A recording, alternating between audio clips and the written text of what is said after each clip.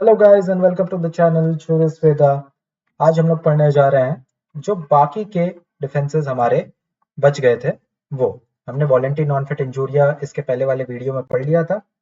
Voluntary non fit injuria का मतलब होता है ऐसा कोई पर्सन व्यक्ति या प्लेंटिव जो है जिसको पूरी नॉलेज हो किसी रिस्क के सिचुएशन के बारे में, प्लस उसकी इम्प्लाइड या फिर एक्सप्रेस्ड कंसेंट हो और वो वहां जाता है, तो डिफेंडेंट जो है वो इस डिफेंस की मदद से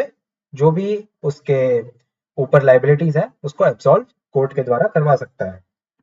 हम स्टार्ट करते हैं आज प्लेंटिव द रॉन्ग डूअर के बारे में। प्लेंटिव द रॉन्ग डूअर का मतलब है अगर कोई प्लेंटिव जो इन्वॉल्व है किसी रॉन्गफुल या फिर इलीगल एक्ट में और उसी एंगेजमेंट के चलते जो रॉन्गफुल या इलीगल एक्ट में एंगेज्ड है उसी के चलते उसको कोई हार्म कॉज होता है, उसी के चलते उसको कोई हार्म कॉज होता है, then the direct result of that act कौन सा, इलीगल या फिर रॉन्गफुल एक्ट, तो वो कोर्ट में डैमेज क्लेम नहीं कर सकता, can not claim damage in a court of law. यानी अगर ये कोई इंसान है, ये इस घर पे चोरी करने जा रहा रहता है,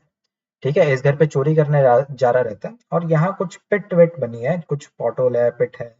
ठीक है, और यहाँ वो गिर जाता है और हाथ पैर तोड़वा लेता है,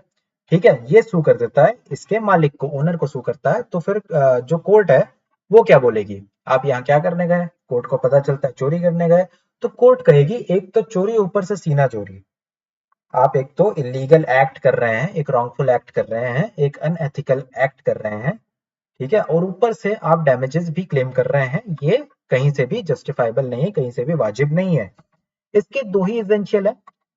सबसे पहला जो प्लेंटिव है वो कुछ ना कुछ इलीगल या इमोरल या अनएथिकल एक्ट कर रहा होना चाहिए, और जो भी वो एक्ट कर रहा है उसका डायरेक्ट कनेक्शन होना चाहिए जो भी उसको इंजरी हुई है उससे। बर्ड वर्सेस हॉलब्रुक का एक बहुत फेमस केस है। बर्ड वर्सेस हॉलब्रुक में ये क्या हुआ था, ये रहा डिफेंडेंट का घर वर है, ठीक है, ट्रेस पास से बचने के लिए इसने लगा दिया था यहाँ पर, जो भी गेट वेट के पास है, यहाँ पर उसने स्प्रिंग गन लगा दिए थे, उसने स्प्रिंग गन लगा दिए थे। एक जो हमारा जो डिफेंडेंट है, ठीक है, हमारा जो प्लेंटिव है वो यहाँ से जा रहा रहता है, ठीक है, यहाँ से जा रहा रहता है, उसको क्या लगता है कि यहाँ पर कोई हेल्प मांग रहा है, कोई चिल्ला रहा होगा, कोई हेल्प मांग रहा होगा, ठीक है, उसको ऐसा लगता है, तो ये अंदर जाता है, ठीक है, अंदर जाने की कोशिश करता है, अंदर जाता है, जैसे ही जाता है तो ये स्प्रिंग गन जो है इसको हिट करती है। जब इसको हिट करती है तो जो ये बर्ड है जो हमारा प्लेंटिफ है वो सू कर देता है इसके मालिक हॉलब्रुक को, यानी जो भी ये प्लॉट का मालिक है उसको सू करता है, तो कोर्ट क्या हेल्ड करती है, कोर्ट हेल्ड करती है कि हमारा जो डिफेंडेंट है वो लायबल होगा। लायबल क्यों होगा, क्योंकि इसने जो फोर्स यूज किया है वो डेडली फोर्स है ट्रेस पास से बचने के लिए, ये नहीं हो सकता कि आप मतलब आप कुछ रीजनेबल मेजर्स अगर यूज करते कि आप मतलब इसको भगाते, धमकाते, डराते, धक्का देते, ये सब रीजनेबल मेजर्स हैं ट्रेस पास के लिए, लेकिन आप जान से ही मार रहे हैं इसको, स्प्रिंग गन अटैच कर दी है, स्प्रिंग गन हिट करेगी किसी को तो उसकी जान भी जा सकती है, तो डेडली फोर्स है। और कोर्ट ने कहा कि ये अनरीजनेबल है, एक्सेसिव है, और स्पेशली तब जब आपकी ना तो लाइफ को खतरा है ना तो प्रॉपर्टी को खतरा है, ठीक है, इस बंदे से ना ही इसकी प्रॉपर्टी को खतरा था ना ही इसकी लाइफ को खतरा था, तो भी इसने डेडली फोर्स का यूज किया है जो कि अनरीजनेबल और एक्सेसिव है, इसीलिए हॉलब्रुक जो है जो डिफेंडेंट है उसको लाइबल ठहराया गया। ये जो केस है जो प्लेंटिव द रॉन्ग डूअर है उसका एक की लिमिटेशन वाला केस है कि ऐसा लिमिटेशन भी प्रेजेंट हो सकता है डिफेंसेस के अंदर। थर्ड आते हैं हम लोग इनएविटेबल एक्सीडेंट के बारे में पढ़ते हैं। इनएविटेबल एक्सीडेंट का मतलब ये है ऐसा कोई एक्सीडेंट जो कि अवॉइड नहीं किया जा सकता, भले आपने रीजनेबल केयर ली हो, कॉशन लिया हो, या फिर आपके पास उसके बारे में कोई स्किल विल हो। एक एग्जांपल समझते हैं, मान लीजिए एक गन, ठीक है, शूटिंग रेंज है, ठीक है, ये आप हैं, आप बहुत स्किल्ड गनर है, जो भी शूटर है, ठीक है, और आपने ये गन इसको चलाने को दी इस बंदे को, ये भी अच्छा चलाता है, कोई दिक्कत नहीं, आप इसको कुछ सिखा रहे होंगे, ठीक है, आपने इसके सेफ्टी मेजर्स चेक किए, आपने क्या क्या खतरा हो सकता था उस सबसे बचने के लिए जितने भी सेफ्टी मेजर्स होते थे इस गन में वो सारे चेक किए, ठीक है, ये गन आपने इसको हैंड ओवर की कि आप इस टारगेट पे मारिए, ठीक है, और ये गन जो है फट जाती है, जो कुछ भी फट जाता है, या फिर आगे से जो कभी कभी गन जो है वो फट जाती है मूवीज वगैरह में आपने देखा होगा, ठीक है, तो ये क्या करता है, ये इसको सू कर देता है कि इसने जो है, मतलब ये जो इंसान है, जो ट्रेनर है, उसने क्या किया, मेरे को खराब गंदी सेफ्टी जो भी थे वो मेजर्स क्लियर नहीं किए। तो फिर ये जाके बोलेगा कि नहीं, मैंने ऑर्डिनरी केयर यानी रीजनेबल केयर लिया था, कॉशन लिया था, स्किल्स थे, इसके पास भी स्किल्स थे, इसके पास भी स्किल्स थे, ठीक है, उसको करने के लिए मैंने रीजनेबल मेजर्स भी लिए थे, लेकिन फिर भी ये गन फट गई, तो ये इनएविटेबल एक्सीडेंट के अंदर मुझे कंपनसेशन से एब्जॉल्व किया जाए, यानी उसको जो भी उसके ऊपर लाइबिलिटीज है उससे एब्जॉल्व किया जाए, उसको छुड़वाया जाए। तो कोर्ट क्या कहेगी, कोर्ट सारे मेजर्स देखेगी और कहेगी कि हाँ ये इनएविटेबल एक्सीडेंट का है, और मे नॉट उसको कंपनसेशन देने के लिए मना कर सकती है, या फिर बोल भी सकती है कंपनसेशन दो भाई, कोर्ट की मर्जी वो। जो भी एक्ट है वो अनफोर्सिएबल इवेंट होना चाहिए, यानी अचानक होना चाहिए, किसी को कुछ पता ही ना हो, सबने का सब कुछ लिया, वो प्रिवेंट ही ना हो सके, वैसा होना चाहिए। रीजनेबल मेजर्स से भी प्रिवेंट ना हो सके। यही दो की रिक्वायरमेंट है, अनफोर्सिएबल होना चाहिए, नॉट फोर्सिएबल, और have been prevented by, could not have been prevented by reasonable measures.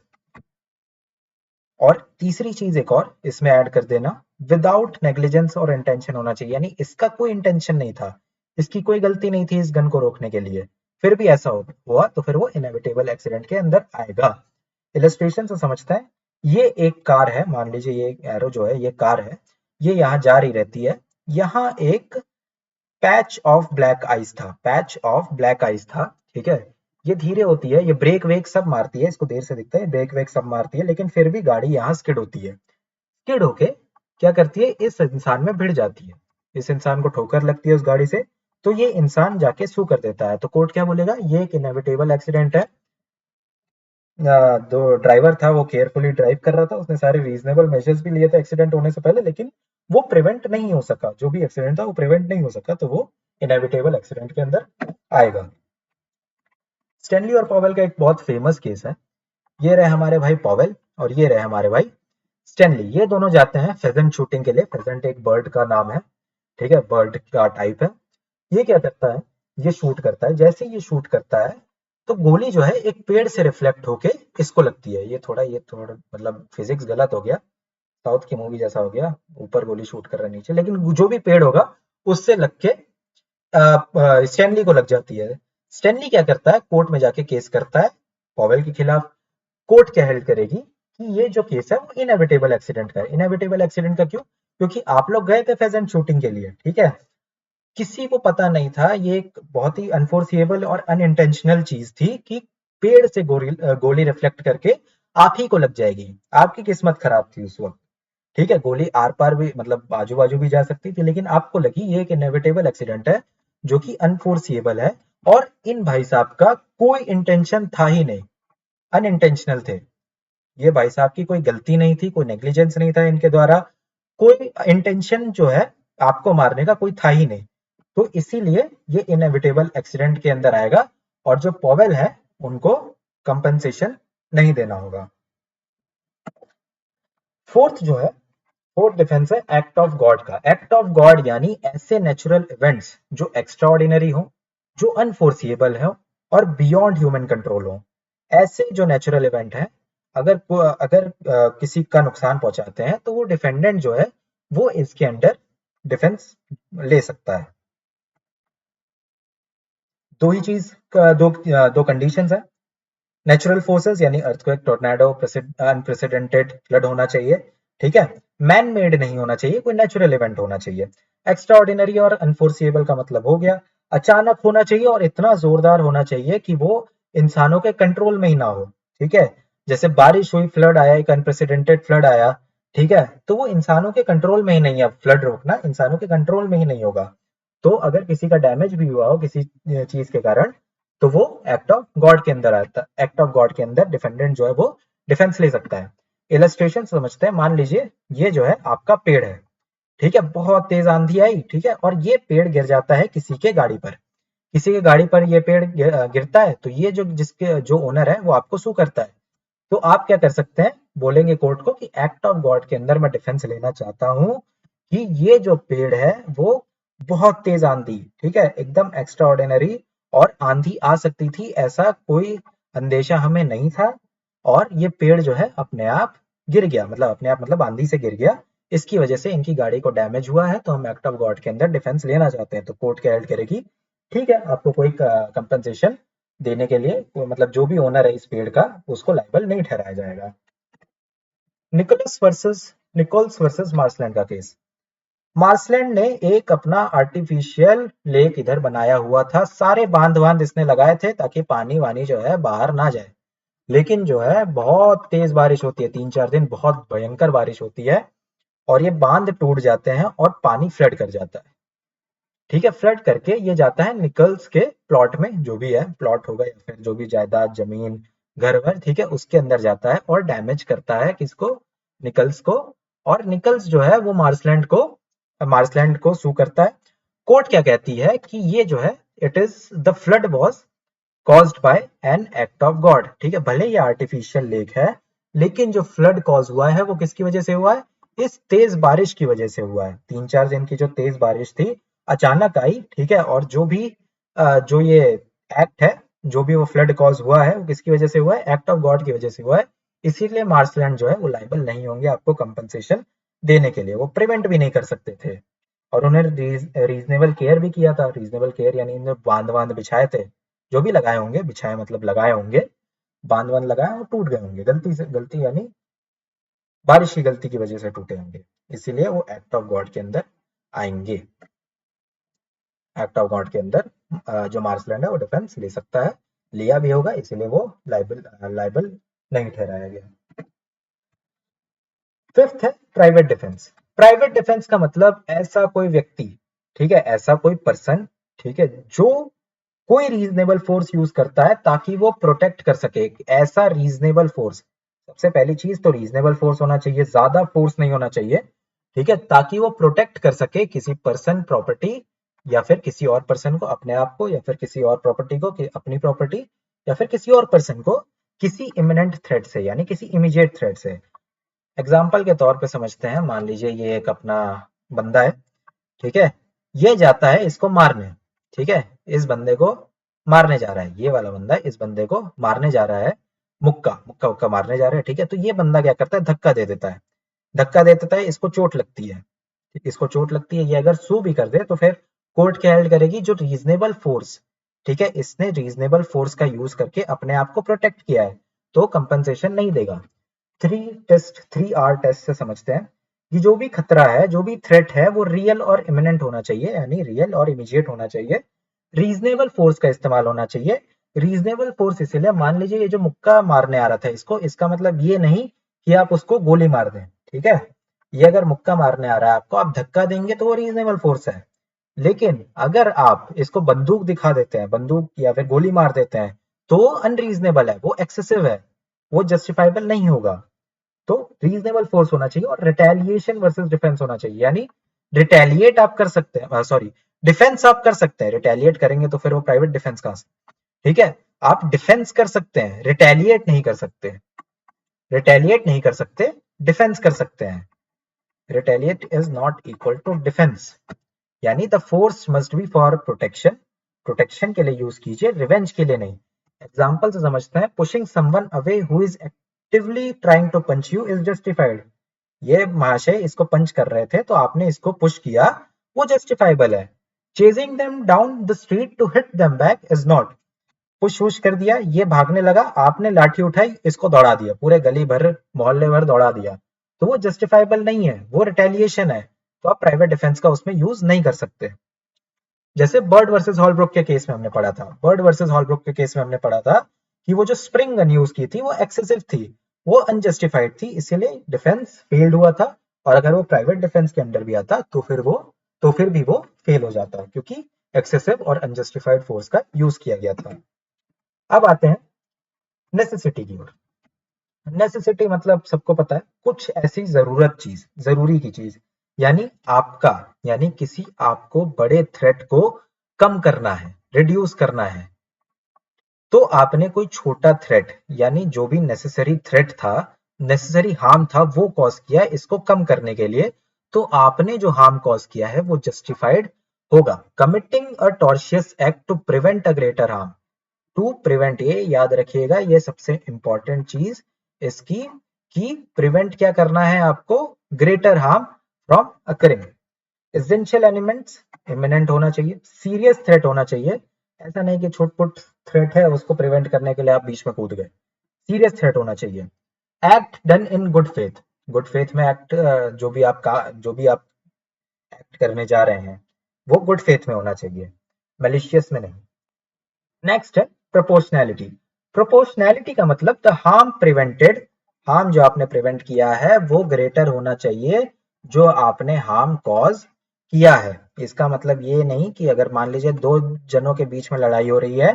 ठीक है, मुक्का उक्का चल रहा है, हाथ पैर चल रहे हैं, लात पैर, आप आते हैं और एक को गोली मार के चले जाते हैं, ठीक है, ताकि आपने क्या किया, लड़ाई तो रोक दी लेकिन एक को गोली मारा, ठीक है। तो आपने जो हार्म कॉज किया है वो हार्म मतलब ये मुक्के उक्के से तो ग्रेटर ही है कि जान ले लेना, तो ये नहीं होना चाहिए। आप भले दोनों को धक्का वक्का देके एक दूसरे को हटाओ ऐसे करके आप कर सकते हैं, प्रोपोर्शनैलिटी होनी चाहिए। एग्जाम्पल समझते हैं। मान लीजिए ये आपकी गाड़ी है, ठीक है, इसका हो जाता है ब्रेक फेल, इसका हो जाता है ब्रेक फेल, और यहाँ पर है मार्केट, ठीक है, ये गाड़ी तेजी से आगे बढ़ रही है, यहाँ है मार्केट, आपको लगा कि इधर जो लोग हैं इनकी जान को है खतरा मेरी गाड़ी से, और यहाँ किसी की कोई प्राइवेट प्रॉपर्टी है, आप दे मारते हैं इसकी प्राइवेट प्रॉपर्टी पे, इसका दीवार विवार टूट जाता है, किसी को खतरा नहीं हुआ, किसी का नुकसान नहीं हुआ, इसका नुकसान हुआ कि इसकी दीवार विवार टूट गई, किसी की जान को खतरा नहीं हुआ। तो कोर्ट क्या हेल्ड करेगी कि क्योंकि इनका ब्रेक फेल हुआ था और यहाँ बहुत बड़ा एक्सीडेंट हो सकता था इस मार्केट में, इसीलिए इन्होंने क्या किया, आपकी प्रॉपर्टी पर जाके गाड़ी भिड़ाई है, तो एक बहुत बड़े थ्रेट को होने से इन्होंने रोका है, तो ये जो है वो लायबल नहीं होंगे कंपनसेशन पे करने के, यानी मतलब कोप वर्सेस शार्प में भी ऐसा ही कुछ हुआ था। कोप वर्सेस शार्प में क्या हुआ था, ये एक प्लॉट था जिसमें भयंकर आग लग गई थी, भयंकर आग लग गई थी, आजू बाजू वाले प्लॉट को खतरा था आग की लपटें वो पकड़ लेते तो उनमें भी आग लग के वो सारे घर जल सकते थे। तो शार्प पे क्या करते हैं, वो करते हैं कि इस आग को बुझाने के लिए ट्रेसपास करते हैं, इसके लैंड में ट्रेसपास करके आग बुझा देते हैं। कोप इनके ऊपर केस कर देते हैं कि इन्होंने ट्रेसपास किया है, ठीक है। तो कोर्ट क्या हेल्ड करती है कि the court held that entry was justified, यानी इनकी एंट्री जस्टिफाइड थी, ये तो आग रोकने गए थे, आपकी प्रॉपर्टी को हार्म पहुंचाने या फिर आपको हार्म पहुंचाने तो गए नहीं थे, इनका ऐसा कोई इंटेंशन ही नहीं था, नो इंटेंशन टू हार्म। तो ये जो भी इन्होंने एक्ट किया है वो नेसेसिटी के अंडर एक्ट किया है, तो फिर ये लाइबल हेल्ड नहीं होंगे। सेवेंथ है मिस्टेक। अब चाहे सबको पता है कि चाहे फैक्ट का या फिर मतलब मिस्टेक ऑफ फैक्ट हो या फिर मिस्टेक ऑफ लॉ हो,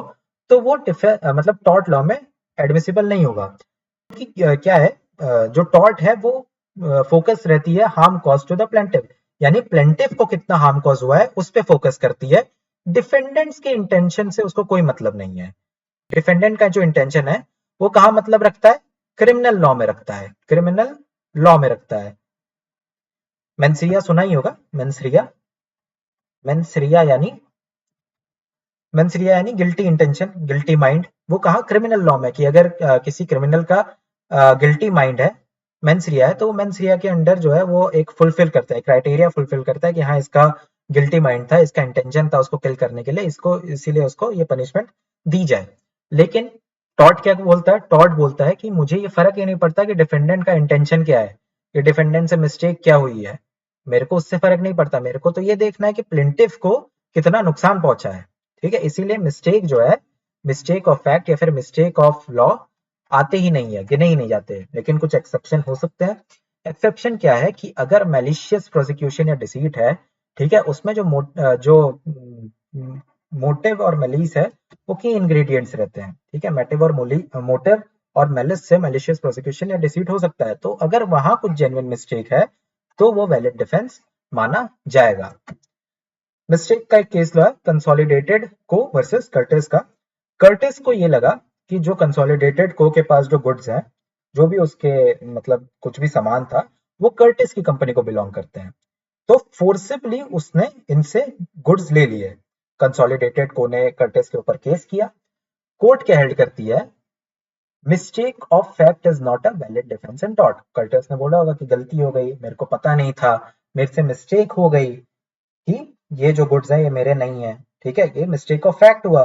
ठीक है। तो कोर्ट ने क्या हेल्ड किया कि मिस्टेक ऑफ फैक्ट एक वैलिड डिफेंस नहीं है टॉर्ट के अंदर, इसीलिए कर्टिस को लायबल ठहराया गया और क्या, trespass. Statutory authority, statutory authority का मतलब यह है कि आपको